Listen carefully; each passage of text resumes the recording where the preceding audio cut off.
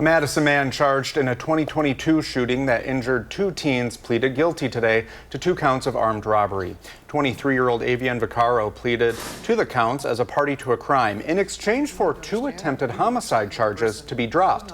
In August of 2022, Madison police arrested Vaccaro and 22-year-old Jamari Monday after a shooting outside of a McDonald's on Dryden Drive. The shooting injured a 16-year-old and an 18-year-old. Monday pleaded guilty in 2023 to attempted murder and is serving a 12-year sentence. Vaccaro's sentencing date is August 1st. The trial of Maxwell Anderson is in full swing now. The 34-year-old Milwaukee man is charged with killing 19-year-old Sade Robinson. Today, jurors heard opening statements, and the state pointed to what they call overwhelming evidence, including videos and phone tracking data they say proves Anderson killed Robinson last April.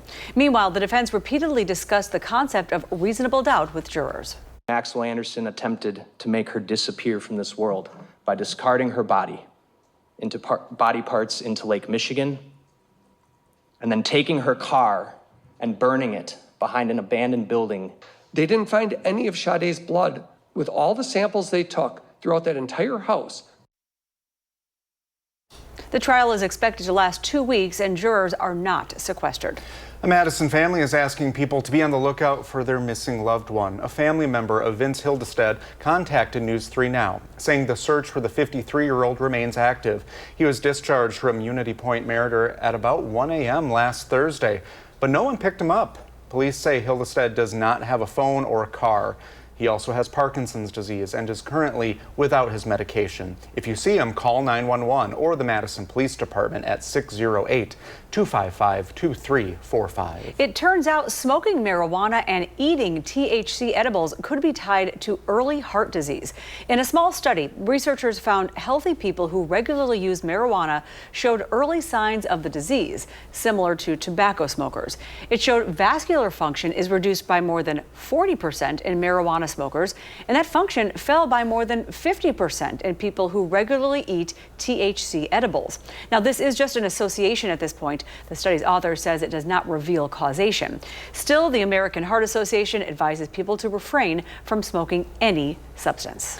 Today at the state capitol, lawmakers considered Gale's Law. The bipartisan bill eliminates patient cost sharing for breast cancer screenings for women at increased risk. It would also get rid of cost sharing for diagnostic breast cancer screenings for women with abnormalities.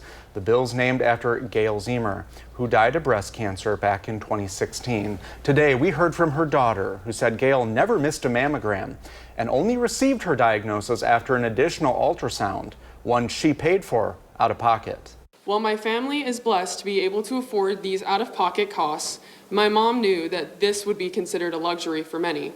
She also knew how terrifying that statement was. Personal health should never be considered a luxury.